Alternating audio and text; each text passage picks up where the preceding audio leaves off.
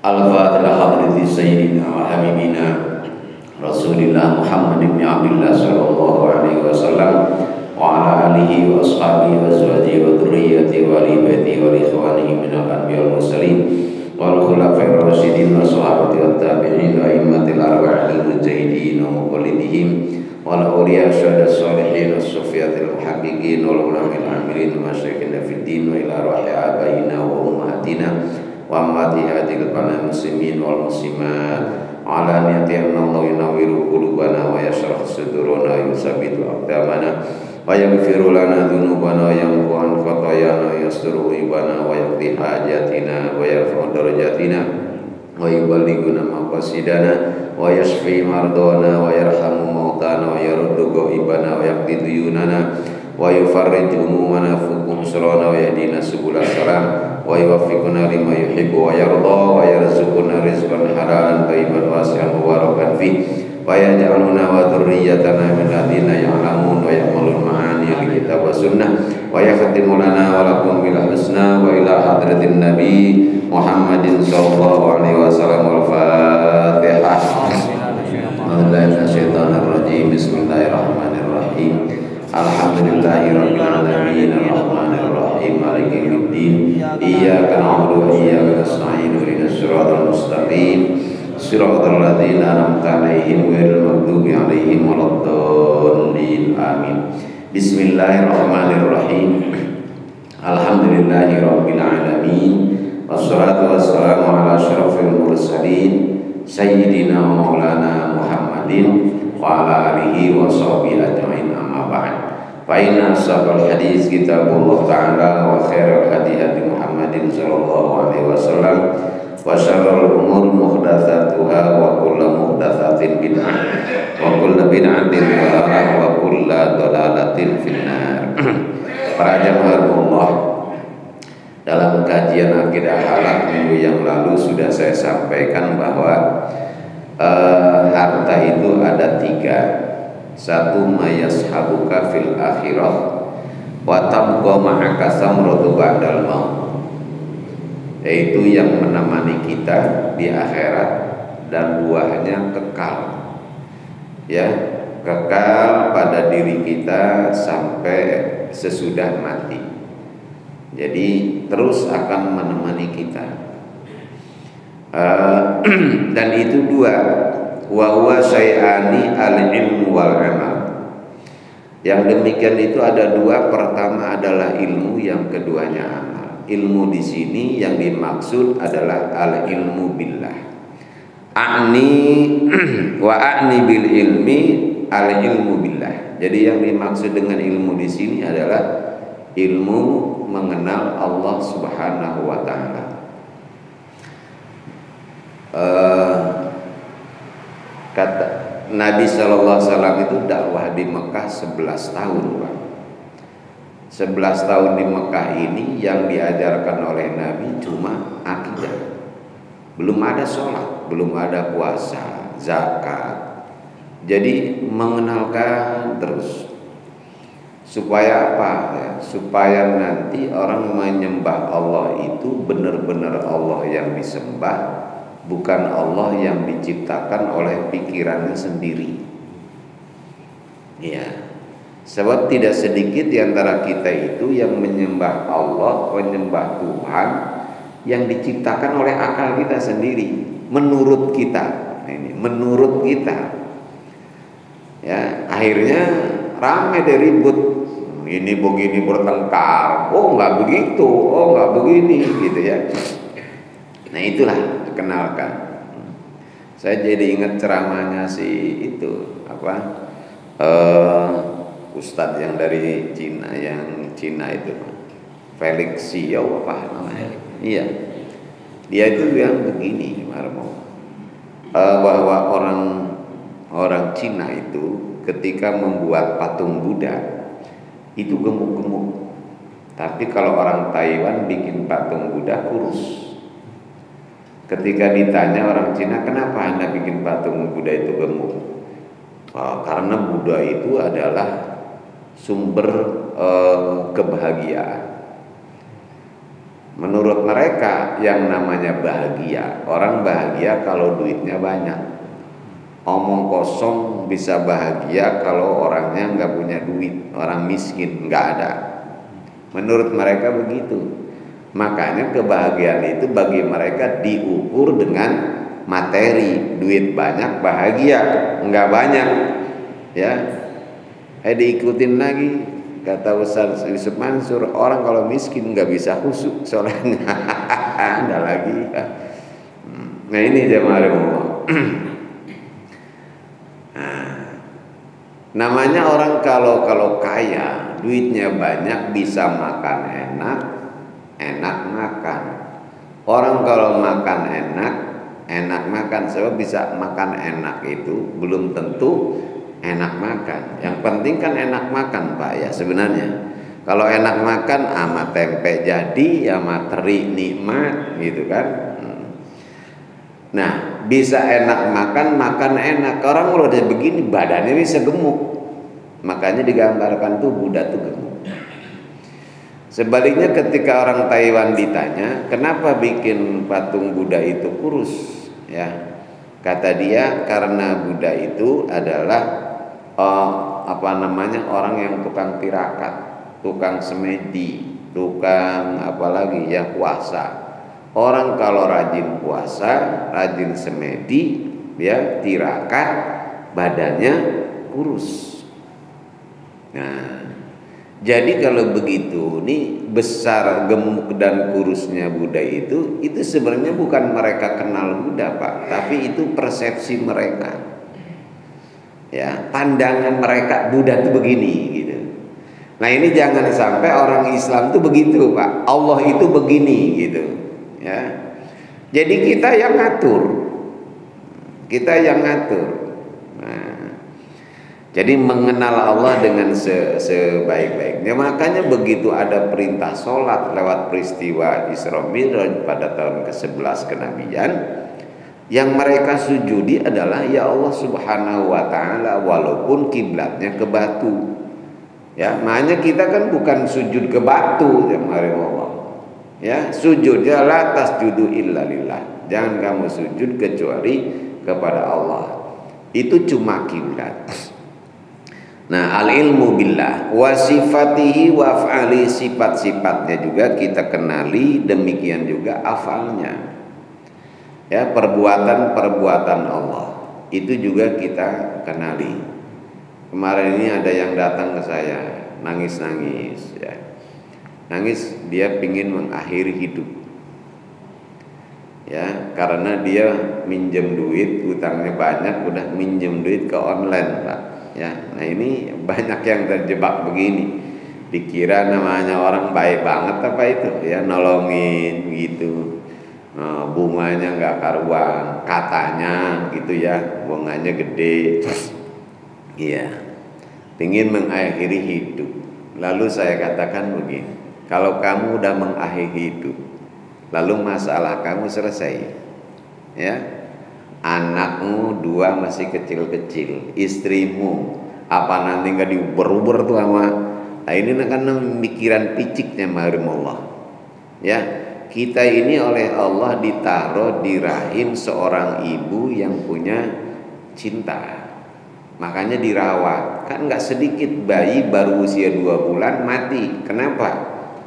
Diurut Pak, karena ibunya tidak punya cinta.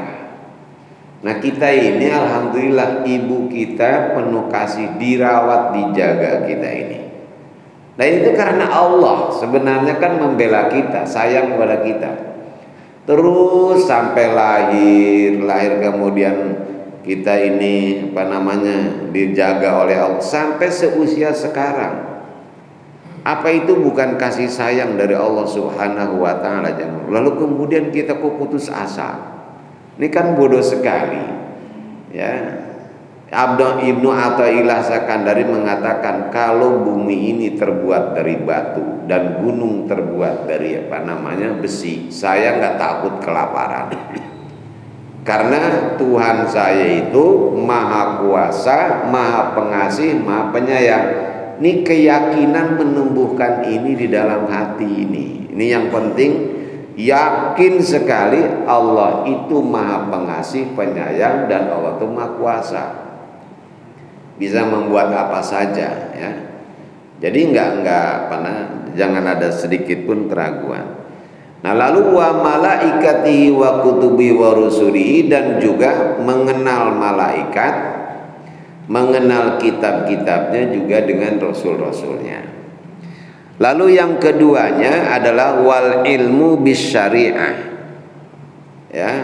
Wa ani bil amal al ibadatul khalisah liwajhillahi ta'ala. Yang dimaksud dengan yang kedua amal itu adalah al amal billah, al amal al ibadah. Yang dimaksud dengan amal di sini yakni adalah ibadah. Ibadah yang murni karena Allah. Saya sudah katakan dulu, Pak. Namanya orang tua dulu kalau mau masak itu berasnya ditaruh di tampah. Ya, kalau orang Jawa ngomong ditapeni katanya. Itu dibuangin dulu gabahnya, ya, pasir-pasirnya kalau ada. Bercampurnya beras dengan gabah dengan pasir itu namanya syirik kan? Nyampur syirik itu mananya ya. Lalu dibuangin gabahnya, jadilah beras tok, nggak ada campurannya, berarti murni. Nah, murni itu namanya khalis. Khalis itu murni ya.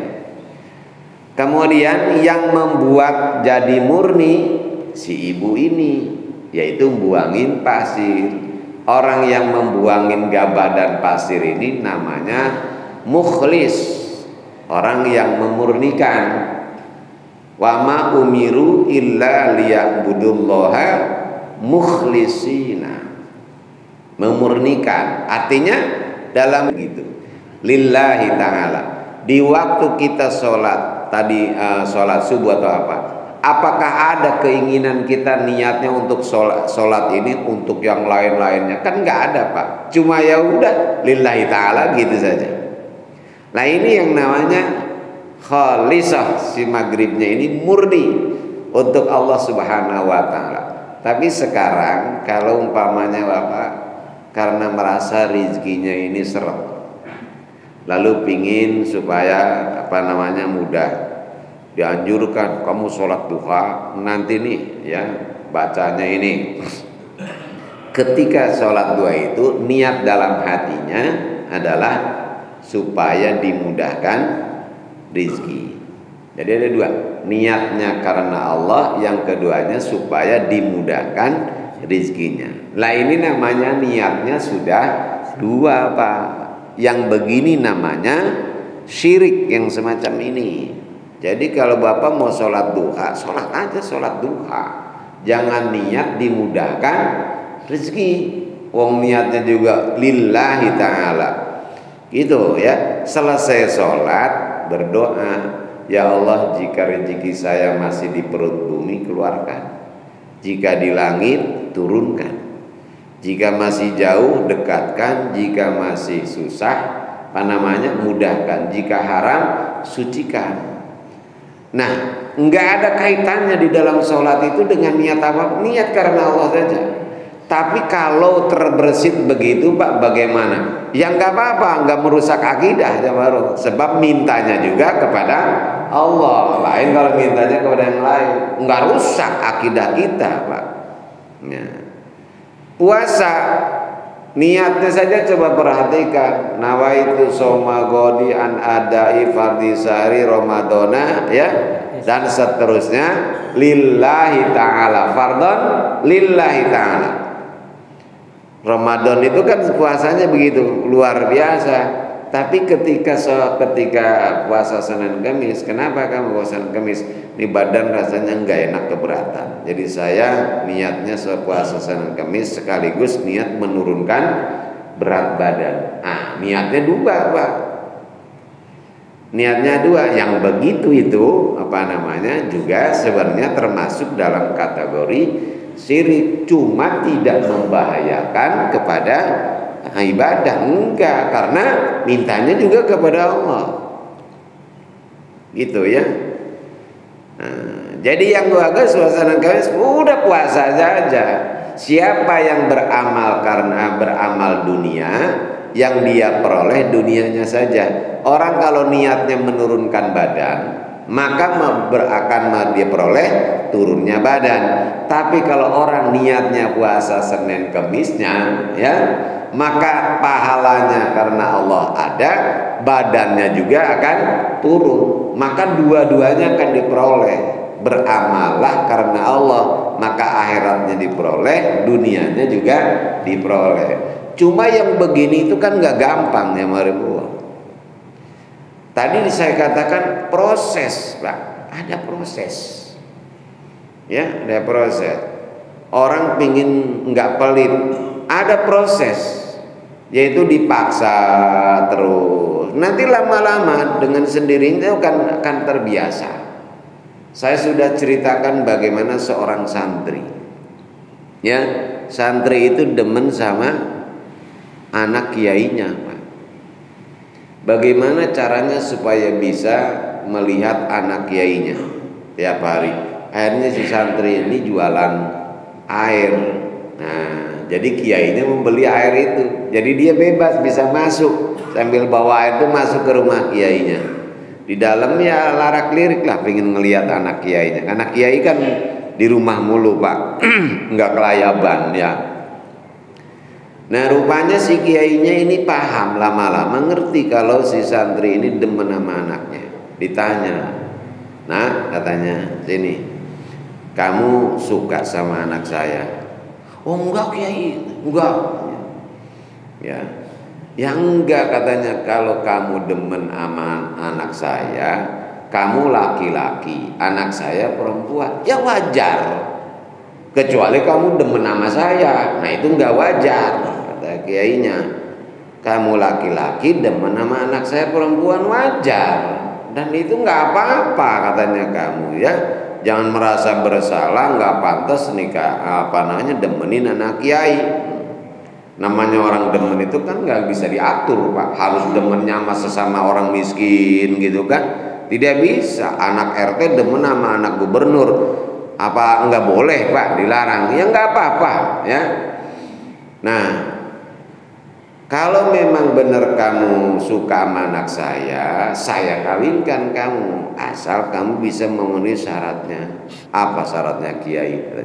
Nah, syaratnya kamu harus bisa sholat berjamaah 40 hari dan nggak ketinggalan takbiratul ihram imamnya. Dan itu kan utamanya luar biasa, kata Rasulullah SAW. Barang siapa yang sholat selama 40 hari berjamaah tidak ketinggalan takbiratul ihram imamnya, maka Allah bebaskan bagi orang ini dua hal. Satu, bebas dari neraka. Keduanya, bebas dari sifat munafik. Kalau bebas dari neraka, Pak, berarti surga. Coba, luar biasa. 40 hari tapi, Pak ya, ini kayaknya kecil. Jangan anggap remeh. Surga nih loh, Pak ya. Ada saja jamaah orang udah 48 hari, Pak, tinggal 2 hari lagi. Kebablasan tidurnya jamaah, enggak jamaah jadinya. Artinya ketinggalan takbiratul ihramnya, Pak. Ya, mulai lagi dari awal lagi. Udah 38, Pak. Iya. Abang saya dari Jakarta ya, udah 36 hari. Nah, mau pulang ke Subang dulu masih pakai pakai bus ya. Turunnya di Pemanukan mestinya. Ketiduran dia, Pak. Ketiduran ke bawah ke patrol. Begitu udah bangun, ya Allah, patrol katanya. Naik lagi mobil lagi jamaah Allah ya.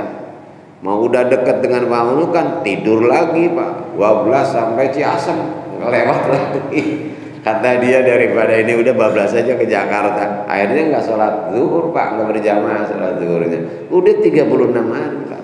Ngurusin perusahaan yang di Bogor. Kerja di sana gajinya dilipatkan 10 kali lipat. Berarti 50 juta, Pak, sebulan. Kemudian udah disiapkan perumahan. Kalau nanti ente pensiun, siapin tuh ada rumah pensiunan nantinya. Kan nggak ada perusahaan begitu, Pak. 10 kali lipat. Nah, ente mau pilih kerja di Jakarta yang 5 juta, apa yang di sana yang 50 juta? Ya semua ya orang kalau waras semiri yang 50 lah katanya Ustaz. Nah itu namanya pinter. Pinter luar, oh yang jauh dikit ya nggak apa-apa. Ya, apa 50 10 kali lipat tuh jemaah Allah. Ya, nah sekarang Allah. Kalau ini semua jawabannya sama Pak, milih kerja di Bogor yang 50 juta daripada di Jakarta 5 juta. Semua tuh orang mikirnya begitu Pak. Sekarang kalau kita sholat di rumah itu pahalanya 1. Ya, 1 itu katakanlah 10 juta Pak. Ya.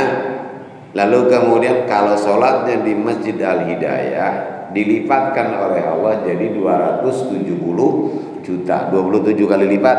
Milih di rumah apa milih di sini?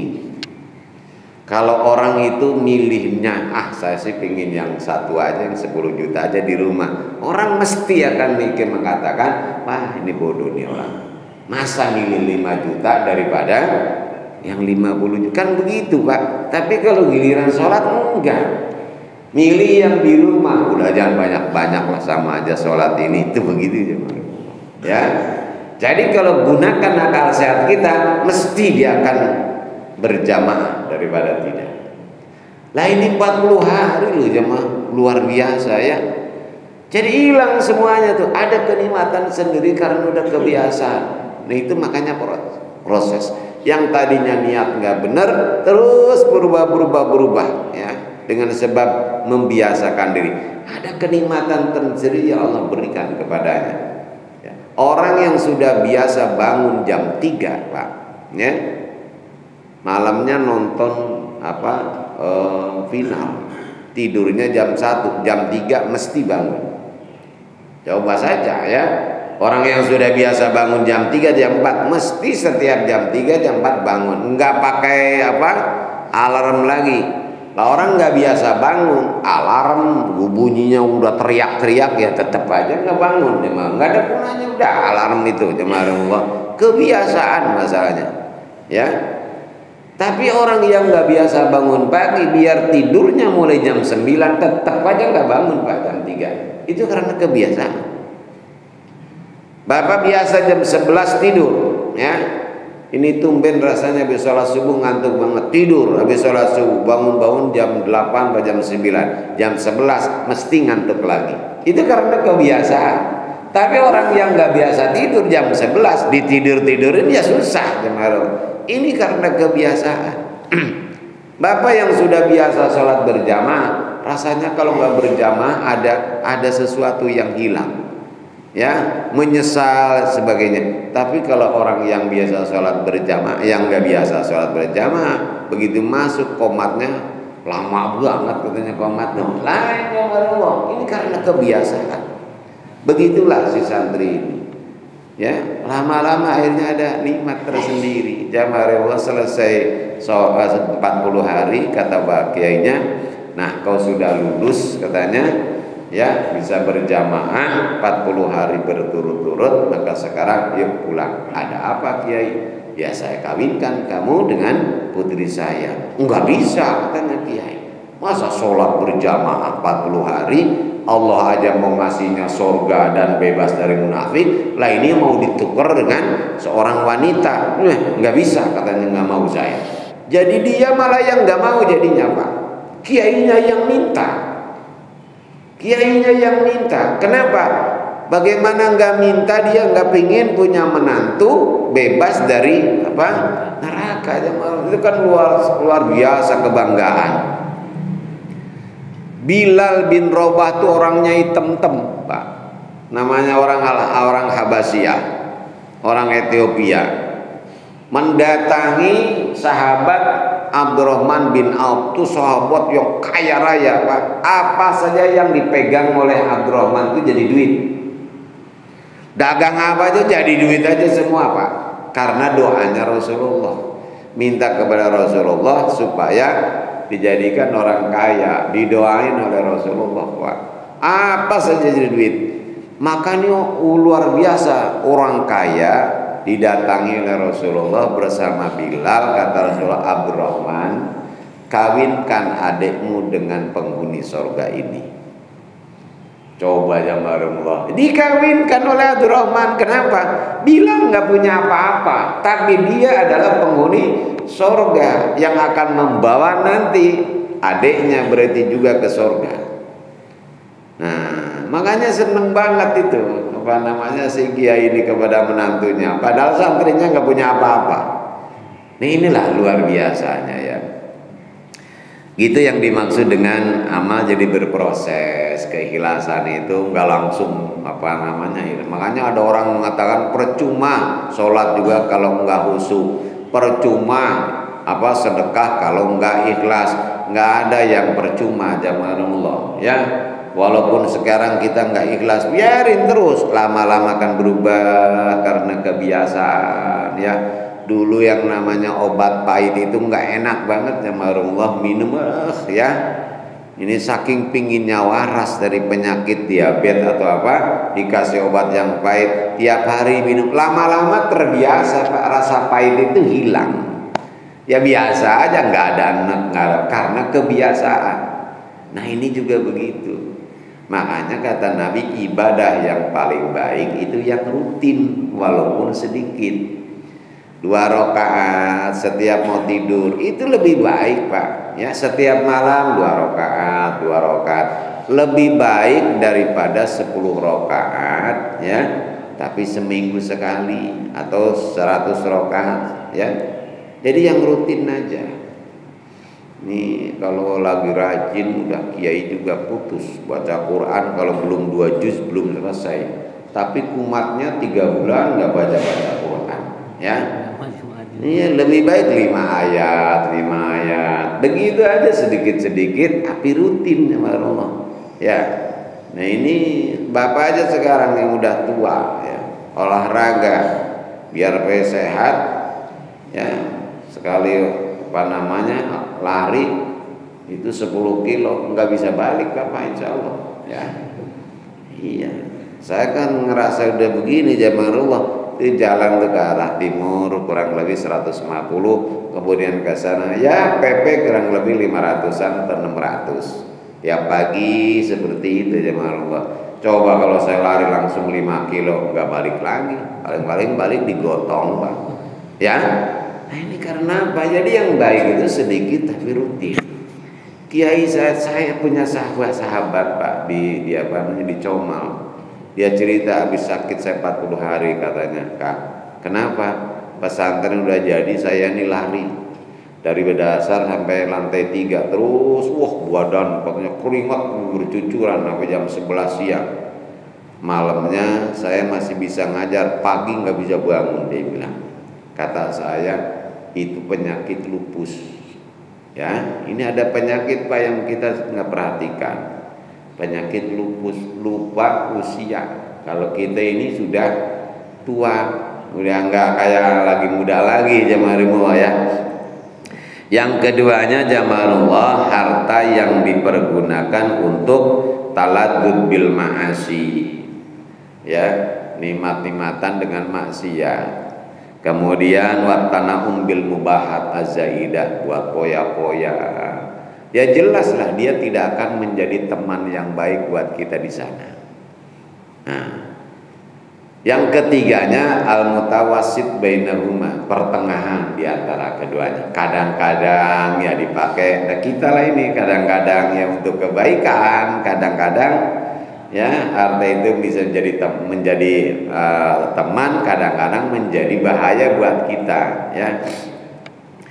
Nah, itu adalah harta. Selanjutnya wala yabqa mal 'abdi indal maut illa salasu sifatin, dan tidak akan kekal bersama seorang hamba sesudah mati kecuali 3 sifat. Jadi kalau harta ada 3 sekarang, yang menemaninya 2, yang ini sifat itu ada 3 Pak. Yang pertama sofaul qalbi, bersihnya hati.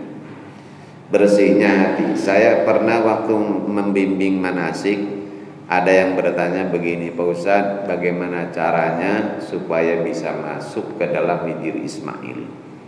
Hijri Ismail itu kan masih bagian dari Ka'bah Pak. Dulu Siti Aisyah berkata begini, Rasulullah, saya pingin sholat pingin tahu di dalam Ka'bah itu apa. Ya, akhirnya Siti Aisyah oleh Rasulullah dibawa ke Hijri Ismail, kemudian pulang. Nyampe rumah ngedumel Siti Aisyah, pengen masuk ke Ka'bah katanya, ya, enggak dibawa. Loh, tadi kan kamu saya bawa ke Ka'bah, kata Rasulullah, ke dalam Ka'bah. Apaan cuma di Hijri Ismail? Hijri Ismail itu adalah bagian Ka'bah. Dulu Ka'bah itu sampai situ, kata Rasulullah, begitu ya. Nah ini lah, maka ini rumah Allah. Jamaah nanya bagaimana caranya. Saya nggak tahu untuk bisa masuk. Yang tahu caranya adalah pintu itu ada dua. Satu adalah di sudut makom Iraqi, yang keduanya adalah makom rukun ini yang Sami, ya. Nah itu masuknya dari rukun Sami. Kalau dari rukun Iraqi nggak bakalan boleh masuk. Nah, apakah jadi dari situ kamu jalannya? Nah, mengenai caranya supaya bisa masuk, ya saya nggak tahu. Sebab kalau masalah ini tergantung pilihan Allah. Ya, apakah kita ini pantas nggak masuk ke Hijri Ismail? Nah itu masalahnya. Kalau pantas dimasukkan oleh Allah, sehingga bisa jadi yang dibimbing masuk, olah tanahnya, kemudian ditanam dengan benih yang bagus. Udah ditanam dengan benih yang disiram, dipupuk. Habis disiram, dipupuk, kemudian dibasmi hama-hamanya. Insya Allah dia ini adalah orang yang mengharapkan hasil panen yang baik. Sekarang pingin panen, sawah nggak punya, ya. Nah ini namanya bukan orang mengharapkan panen, tapi orang lagi ngimpi, lagi menghayal. Kakek-kakek ngomong sama istrinya, "Nek, mudah-mudahan," katanya, "kita nanti suatu hari muda lagi." Ini orang berharap bukan? Ini orang menghayal, jamaah. Ini orang menghayal namanya. Jadi pingin panen nggak punya sawah, punya sawah sekarang, tapi nggak ditanami. Ya sama juga, itu namanya menghayal juga. Ditanami jamaah Allah, tapi nggak pernah dipupuk, disiram, ya. Yang nggak bakalan panen. Dipupuk, disirami, tapi hama-hamanya yang pada makan itu tanaman diantepin aja, nggak dibasmi. Itu namanya menghayal juga. Begitulah kita. Semua kita pingin rahmat Allah. Semua kita pingin surganya Allah, pingin ridhonya Allah. Nah kalau memang demikian, maka olah hati kita. Hati kita ini diolah dulu, ya. Lalu kemudian sesudah itu ditanami dengan benih yang paling bagus, yaitu iman kepada Allah Subhanahu wa ta'ala. Keimanan tanamkan di dalam hati. Yang yakin, ya. Iman itu sesuatu yang membawa kedamaian. Iman itu sesuatu yang membawa ketentraman. Bapak kalau di keangkot, ya, lagi sendirian, tiba-tiba masuk dua orang gede-gede, Pak, ya, tatoan, rambutnya gondrong, kulitnya hitam, nggak lama mengeluarkan pistol. Apa kita nggak ada hidup jemaah Allah, ya kan? Iya, udah bisa jadi lemes jemaah Allah. Ini kenapa kita bisa dakdikduk begitu? Karena kita nggak percaya sama dua orang ini. Tuh. Tapi coba lihat Bapak, orang yang dicukur jenggotnya itu, ditelentangin kepalanya, digituin tuh sama tukang cukur. Yang ngasah pisaunya di depan muka kita, sreng. Itu kalau red di leher kita habis ya. Tapi kita diem aja, tenang aja jemaah Allah, ya. Bahkan ketika pisau itu nempel di dagu, merem-merem kita jemaah Allah, ya. Kenapa bisa tenang begitu? Karena kita percaya sama dia. Kepercayaan itu begitu Pak, membawa tenang, bukan membawa ngantuknya Pak, membawa ketenangan. Nah ini itu seperti itu sama, ya. Ya marhaban, ya Allah. Jadi ketenangan yang dibawa. Sofail qalbi itu begitu, bersihnya hati. Makanya tanami itu dengan amal hati kita, tanami udah itu dengan iman. Lalu apa? Dipupuk dengan apa pupuknya? Dengan amal soleh. Ya sholatnya, ya puasanya dan sebagainya. Apa cukup begitu? Belum. Basmi hama-hama yang bisa merusak amal kita, sombongnya, ya, bohongnya, masih suka nipu. Itu dibersihkan. Kalau ini yang dilakukan, ulaika yarjuna rahmatallah. Itulah orang yang mengharapkan rahmatnya Allah Subhanahu wa taala. Tapi kalau tidak begini, itu bukan mengharapkan tetapi menghayalkan rahmatnya Allah Subhanahu wa taala, ya. Yang keduanya adalah sifat kedua, wa unsuhu bidzikrillah, merasakan kemesraan, kenyamanan, kenikmatan sendiri ketika zikir menyebut nama Allah, zikrullah. Kalau kita berada di ketinggian, Pak, di kapal 3000 kaki, kapal kita goyang. Saya ngalamin ketika pulang, Pak, melaksanakan ibadah haji, ya. Itu orang yang baru melaksanakan ibadah ini namanya baru naik kapal, kan.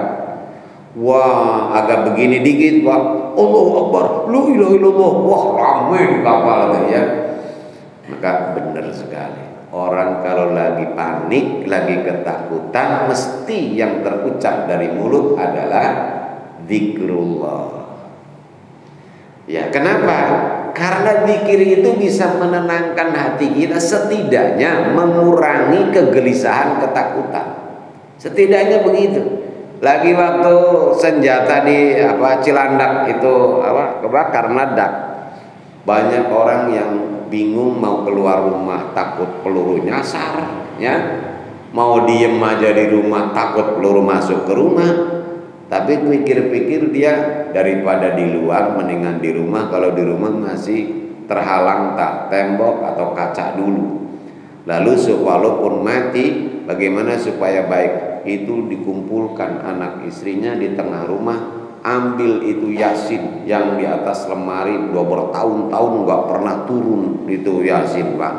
Udah pada digigitin kutu, ya, keluar sambil Yasinan, ya. Kenapa? Karena dia yakin bahwa kalaupun mati lagi baca Yasin, baik berarti. Jadi di sini zikir itu dapat membawa ketenangan. Iya, setidaknya mengurangi. Orang nggak pernah, jarang banget baca Quran. Begitu lewat ke kuburan, baca apa? Ayat kursi. Udah lumayan lah, ya. Nggak pernah baca Quran, sekali baca Quran karena takut setan, jadi dibaca buat ngusir. Udah lumayan, alhamdulillah masih baca juga daripada bacanya mantra-mantranya Ki Gendeng Pamungkas, ya. Masih mendingan baca ayat Al-Quran, lumayan, ya. Nah, ini padahal kan yang bagus jangan dijadikan begitulah Al-Quran, dibaca waktu lewat kuburan, di rumah nggak pernah dibaca, ya. Nah, ini yang kedua. Jadi zikrullah itu akan membawa ketenangan ke dalam hati, setidaknya akan mengurangi kegalauan. Makanya ala bidzikrillah tatmainnul qulub. Yang ketiganya hubbuhulillah. Yang ketiganya yang akan menyelamatkan kita, kecintaan kita kepada Allah. Ini sebenarnya berkaitan, karena kalau orang cinta mesti akan menyebut-nyebut namanya, ya. Dan ketika disebut nama itu, ya, maka akan bergetar. Jamarullah. Ketika seorang itu lagi jatuh cinta pada seorang wanita, jangankan masih muda, orang seusia saya, Bang Udin, kalau lagi demen anak perempuan, orang perempuan, turun dari angkot, ada orang manggil Fatimah, mesti nengok. Kalau yang kita demen itu namanya Fatimah, seolah-olah di muka bumi ini yang namanya Fatimah cuma dia. Iya, begitu panggil Fatimah, nengok. Padahal siapa yang dipanggil? Kita namanya bukan Fatimah. Itulah orang kalau namanya mahabbah, kalau orang cinta ya begitu, Pak. Begitu disebut nama Allah, udah nengok aja hati kita, hatinya ya yang nengok. Seperti itu. Doain biar saya bisa seperti itu, ya, dan juga kepada semuanya jamaah. Mudah-mudahan Allah Subhanahu wa taala panjang umur kita dalam taat kepada-Nya. Allah bimbing hati kita ke jalan yang diridhoi dan dicintainya. Ala bi dzikrillah tatmainnul qulub. La ilaha illallah Muhammadur Rasulullah. Muhammadur Rasulullah, la ilaha illallah Muhammadur Rasulullah, la ilaha illallah, la ilaha illallah, la ilaha illallah, la ilaha illallah, la ilaha illallah. Allah Allah Allah Allah Allah Allah Allah Allah Allah Allah Allah Allah Allah